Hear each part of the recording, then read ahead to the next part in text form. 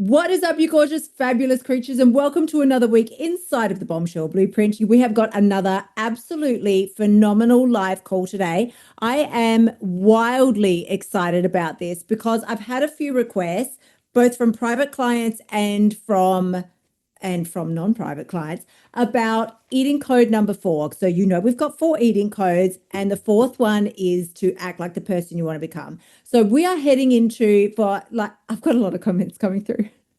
Yes, I've changed the hair color. We are having an entire brand overhaul, both for the Bombshell Blueprint and also for myself. I'm having an entire branding overhaul. You will never see pink on me again. I don't want to see the color pink for the rest of my life. I feel like if I see one more thing that's pink, I may very well have a conniption. So, yes, we're doing our red wine burgundy. I don't even drink red wine, but we're doing red wine burgundy, deep grape color. This is what we're doing, and it is fabulous. We're in our villain era. This is like spicy girl season. That's the way I like to think of it. And because of that, I had to, in order for me to do a complete overhaul of my persona, who I am, how I see myself, who I want to be moving forward into the second half of this year, I had to come up with a persona to fit that, because I wasn't like that. I was the dizzy pink girl with the dizzy pink hair, and that's just who I was.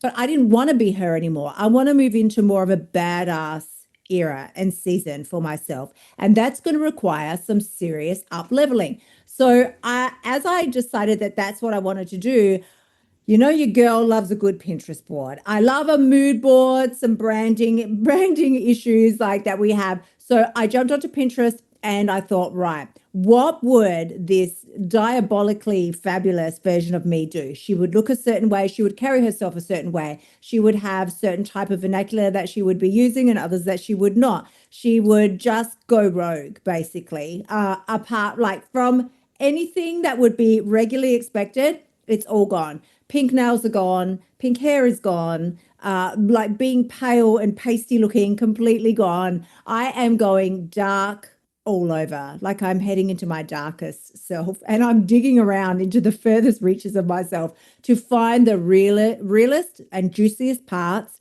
that are savage and unhinged, is what I'm going to say. And that's what I'm bringing forward into the second half of this year. She's going to be determined. She's going to be confident. She's going to be very clear on exactly what her goals are, who she wants to be, how she wants to live. And then once we're clear on that, then I can figure out exactly what I need to do to make that happen. And it all started with a little Pinterest board. So we are going to talk today about you creating your own alter ego, a whole nother version of yourself that you can step into and become. So how do we do it?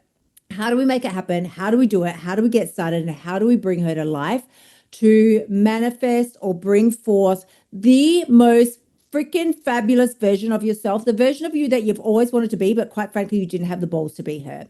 That's who I wanted to be. I thought, who is the version of me that I've always wanted to be, but didn't have the balls to step into? So as we're getting ready to head into the second half of this year, let's talk about creating an alter ego that is going to activate everything that you want within you, so that by the time this year ends, by the time Christmas is upon us, and then we're heading into New Year's celebrations, you are in your hottest, highest, healthiest version of self. So let's dive into alter ego activation today. I want you to think about, we're going to stop acting like the woman that you were and start becoming the woman that you want to be. So think about it this way, honey, this life, not a dress rehearsal, not a dress rehearsal, my friend. We are stepping into baddie energy. So how do we create an alter ego that's going to change your life?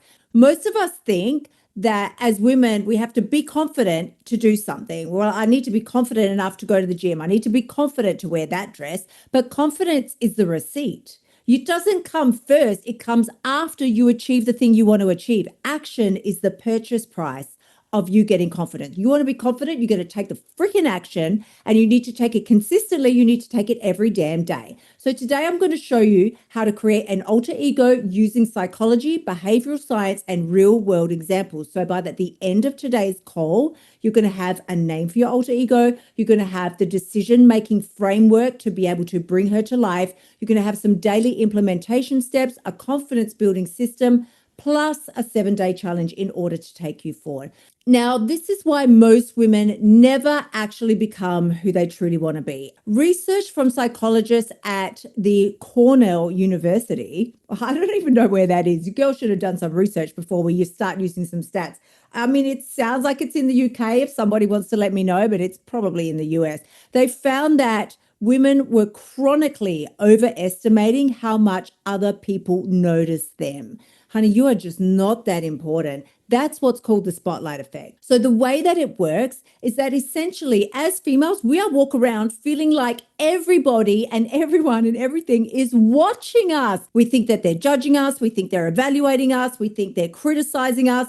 But meanwhile, they're all just busy getting about their own business. They're worrying about themselves. They're thinking that you're looking at them and you're thinking they're looking at you and nobody's looking at fucking anybody. We are all just trying to live our best lives. So the spotlight effect is what happens when you want to post a video, but you don't do it. Or you want to wear that certain dress, but you don't feel like you can pull that off. Or you don't start the gym because you think you have to look a certain way because what are people going to think? What are people going to say? Or this is just the saddest one, where you know you damn well deserve the promotion and you've watched them promote, usually males, time and time again above you, but you know that should have been yours, but you say nothing. You just keep your little trap shut because what are they going to think? When a man kicks up a stink, he's just being forthright and getting what he deserves. When a woman does it, she's usually premenstrual or like they're hormonal or there's always some put down to go with us. No, we're not going to roll like that anymore. I want you from now on to ask yourself, if nobody was judging me for the next 90 days, I knew nobody was going to look at me, care about me. I was basically invisible and nobody was going to pay any attention to me. What would I do? Write down the 10 answers that you come up with because those answers are revealing the life that you really want, but right now you're avoiding. Basically, you're living as a side character in your own story and you need and deserve to step into your main character energy. So let's talk about the way confidence is earned because it's actually the prize you get for being bold ass enough to take action even when you don't feel confident.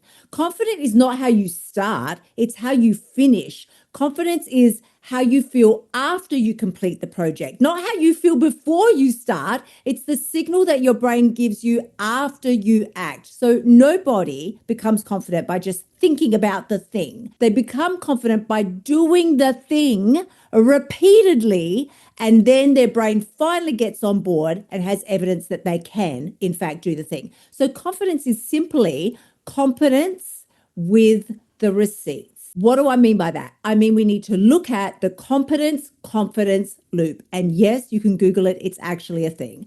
So your brain thinks, and this is where most people get stuck. They think confidence is what leads to action. But in actual fact, you take the action, shaking in your boots, well, let's just say shaking in your Louboutin boots, taking the action anyway, then you start getting semi-competent at it. And eventually that builds up your self-belief to the point of you now feeling confident. This is what psychologist Albert Bandura calls self-efficacy. That is where your belief in your ability to do something grows through your own personal successful experiences, not because of positive thinking, not because you sat around thinking a bunch of woo-woo affirmations, not because you did a vision board on Pinterest. No, it happens through your self-inflicted experience.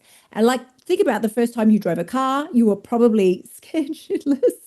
But the 500th time, the 5 millionth time, it's automatic. It's not a big deal. And why? Because competence creates confidence, not the other way around. You don't get confident and then become good at something. You get good at something and then you start feeling confident. So how do we set this in motion? Think about choosing one thing that you've been avoiding, like if it's me, it'd be going to the gym or even posting online, doing your meal planning, recording the videos that you know you want to record. Just do it, woman. Do it. Do it badly. Do it crappily. It doesn't need to be perfect, but it does need to be done because confidence isn't built through perfection. It's built through your own repetition of doing something enough times that you figure it out. You fall, you slip, you stumble, you think, well, that shit didn't work. You try and pivot and you do it again and again and again until you realize damn, I am actually good at this. I've figured out the perfect way. You know, they say practice makes perfect. Honey, not a thing. But what it does do is it makes permanent.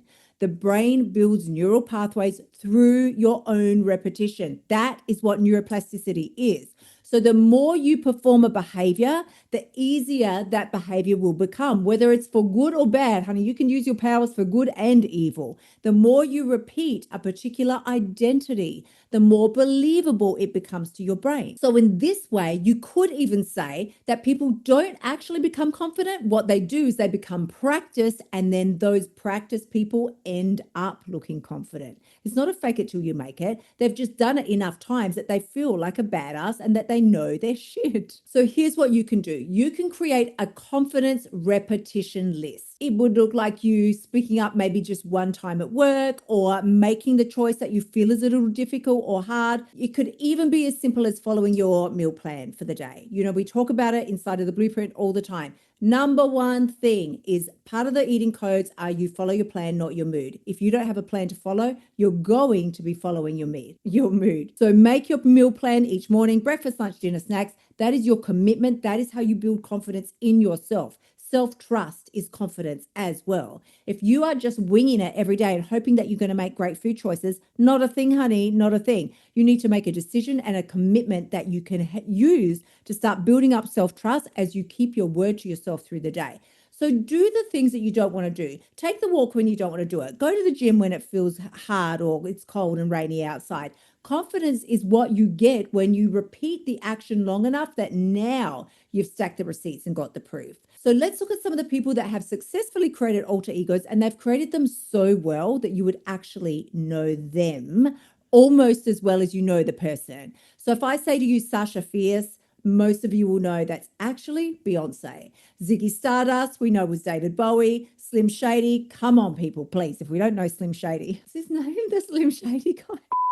Eminem. Okay. And then we've got Marilyn Monroe, who of course we all know was Norma Jean. Now, these people created an alter ego to such a degree, to such a high level, that we actually know their alter ego just as well as we know them. They gave their alter ego a name. They dressed them a certain way. They gave them an attitude. They gave them a certain level of fearlessness. And they used that persona to construct the life, the career, the success that they wanted. So this is what we want to be doing. It's actually called self-distancing. The reason that it's so successful is because you feel as though you're acting a certain way, but you know mentally it's not really you. So you feel this certain level of self-distancing or comfort in stepping into that persona. Whenever you step outside of your current identity, who you see yourself as right now, your decision-making capabilities improve, which means you have now the ability to stop acting so much from emotion and start acting from the standards of this new persona that you are developing. So you want to do this. The first thing you're going to do is come up with a name for her. And let me tell you right now what she cannot be called. She cannot be called future you or the best version of myself or something like that. No. She has to have an actual name. She needs a real identity. When you were born, did your parents just call you baby girl? No, they gave you a name. So it could be, for example, and listen, these are really poor examples because this is what chat came up with for me. And I'm just like, honey, please, you could have tried a little harder. CEO Kylie or Unrecognizable Kylie. I could use Baddie Kylie. I don't even want to use my actual name if I'm going to create an alter ego. I want to come up with something completely different. I still haven't settled on a name for mine, but I know she's fierce. I know she's definitely fierce. I feel like fierce would be in the name, a little like Sasha Fierce, but obviously we're not using that. And then the second thing you're going to do is you're going to create her. And this is the fun part. What time does she wake up? What time does this badass wake up in the morning? What time does she go to bed at night? How does she eat? What are her standards like? What is she tolerating and what is she no longer accepting? How is she dressing? This is one of the things that was really big for me. As I've stepped into this new era for myself and this new version of me, I got rid of everything in my closet that was pink. So if it was, in fact, if it was any other color outside of the 3 chosen colors that I have curated for myself, I will not wear it. It can get effed out of my life.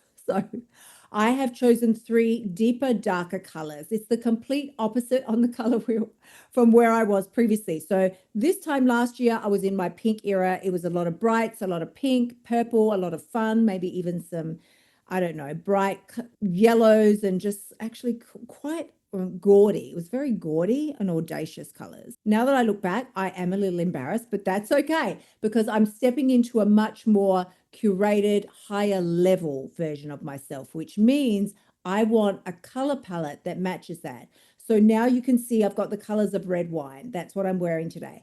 I have chosen a secondary color, which will be like the deepest navy blue, but not your average random navy blue. It's going to be a gorgeous navy blue. The third color that I've chosen is almost like a tealy green, but I'm yet to find that. And the things that my persona will be wearing is a lot of tight fitting active wear that stretches and feels really good on her.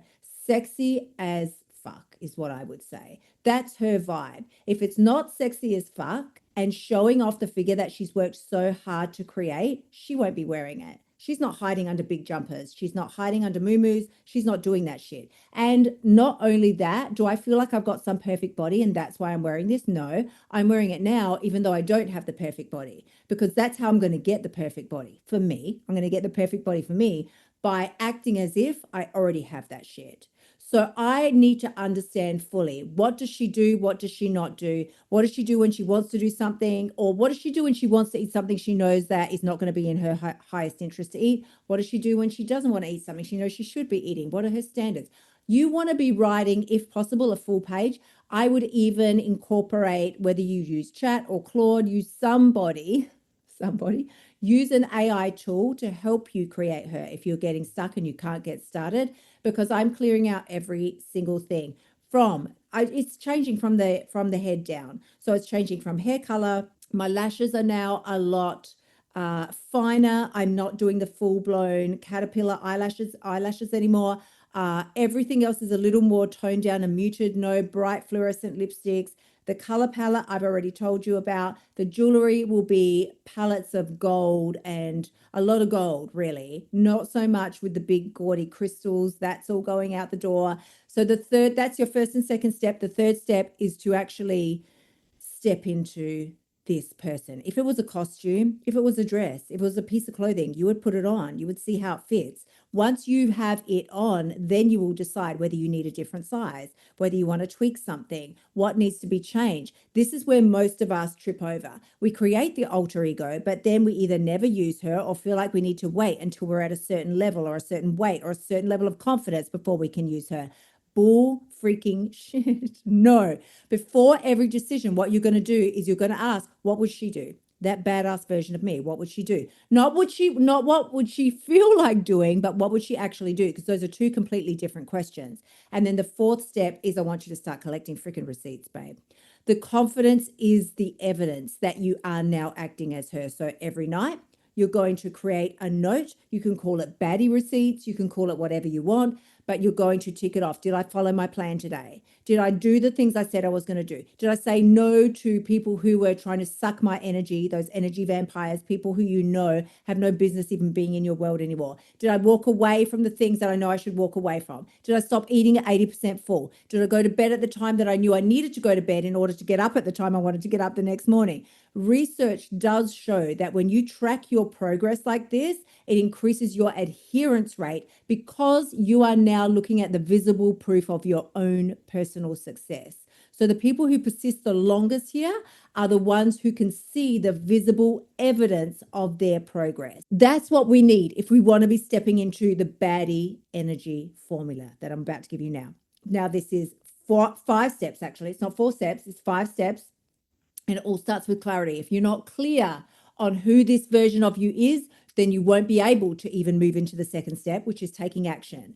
Third step is repeating the action until you want to vomit. It's not always going to feel good. You're not going to feel like it. It will feel wildly and extremely uncomfortable. Honey, that's how you know you're doing the right thing.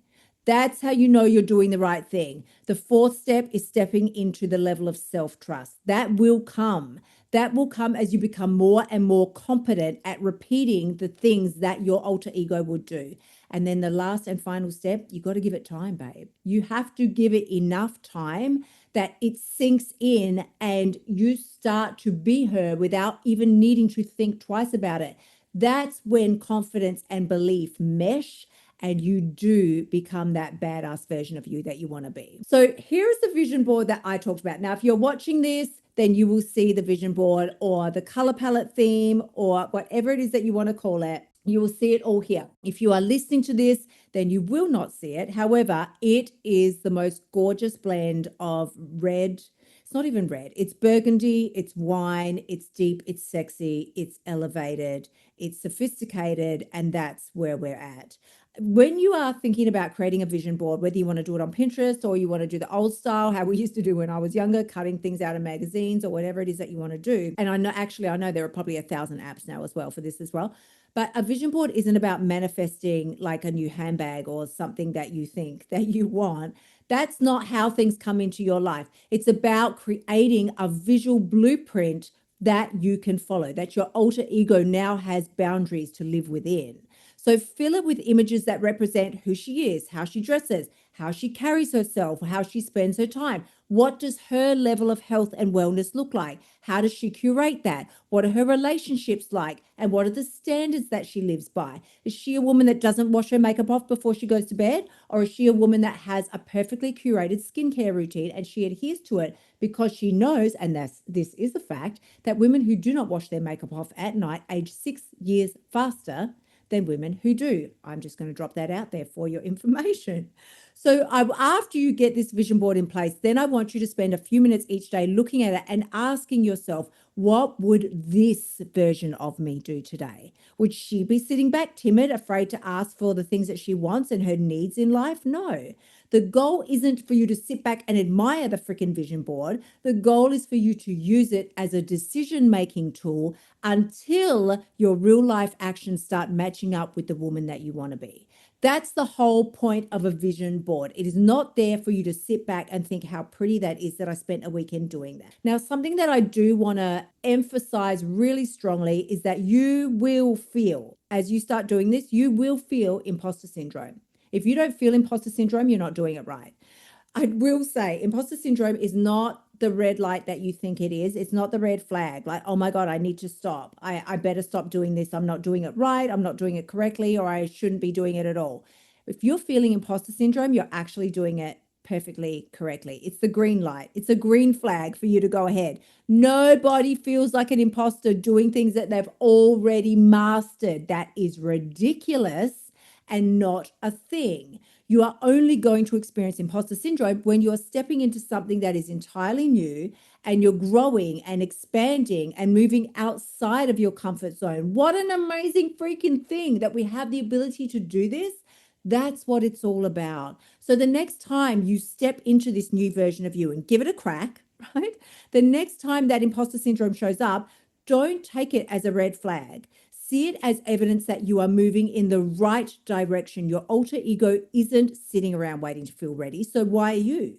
Your alter ego is already taking the action. She's doing it because she knows she's a baddie and she deserves everything that she wants in life. So now instead of thinking, oh, maybe I don't belong here, maybe I shouldn't be doing this, gee, I look stupid, people must be staring and laughing and judging. No. Why don't you try thinking, okay, what if the fact that I feel this way is actually the proof that I do freaking belong here? And your alter ego, again, isn't sitting around and she's not going to wait for that fear to disappear. She's the one that's taking the action while the fear is still present. She just puts it to the back of the bus and she keeps on trucking. So think about the confidence timeline here. It moves in 4 stages. It starts with you taking action. Confident women are fearless. Well, actually, no, let me put it this way. Confident women aren't fearless. They're just taking the action regardless. The second thing that happens is you start building that confidence, like we talked about. Your alter ego is acting while she's scared, while she's uncertain, while she's worried, while she's afraid. They're acting while it feels uncomfortable. She's just doing it anyway. She's not letting those things stop her.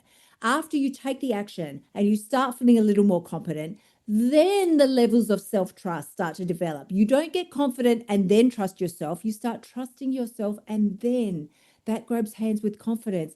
And you start getting the confidence and the self-belief, and you finally are stepping into that highest, hottest, best version of self that you've always known you deserve to be. You've always known that you had the capability to be, but you, like I said at the beginning, didn't have the balls to go after her. Most women, not the ones that are listening to this today, but most women are sitting around and waiting to become confident. But the woman who changes their lives, those women, they're busy becoming competent. That's the difference. Every single time you choose your standards over your feelings, you're casting a vote for the woman that you want to become. And that's what it's all about. You're either making a deposit in your self belief and personal, your new persona bank account, or you're making a big ass withdrawal, one that's going to be so much harder for you to fill it up with deposits again, because every withdrawal, you pretty much are overdrawing on the account and sending yourself into the negative. And we're just not going to roll like that anymore. I don't care how scared you are. I don't care how talentless you think you are. I don't care how much of an imposter you feel like. This is your time to get up, get out there, and start being the baddie that you know you deserve to be. So this week, what I want you to do is take the steps that were in today's masterclass and you're going to implement them. That is what your alter ego is doing. She's not sitting around waiting to feel better. She's not waiting around sitting to feel like it. She is not waiting to feel more confident, more self-assured. She isn't. She knows that as she takes the action, the confidence and self-assurance will come. That's the order that it rolls out in. So as always, I'm sending you love, and I'm so grateful to everybody that popped in today. For those that are commenting on the new persona, yeah, she's a baddie. She is a baddie, and I make no apologies for it. I really, really would love to have the long nails, but also I don't enjoy functioning with long nails. So we are in our short nail but dark ass nail era. Everything is going to be dark and dangerous this year. Everything is dark and dangerous. So, honeys, if you have any questions, of course, as always, any questions, send them through. You can either send them through via my pocket coach. You can find me over on Insta and we can chat over there. But as always, I'm sending you tremendous amounts of love. Please remember, the only person who has the freaking power to change your life is you. When you step up and decide that you do deserve everything you've ever dreamed of having, not only do you deserve it, you're worthy of it. Not only are you deserving and worthy, but you're capable of achieving it. And you take the action regardless of the fear that you feel. That is when you've got what it takes. I am sending you tremendous amounts of love. Can't wait to see you again next week. Until then, gorgeous ones. Bye for now.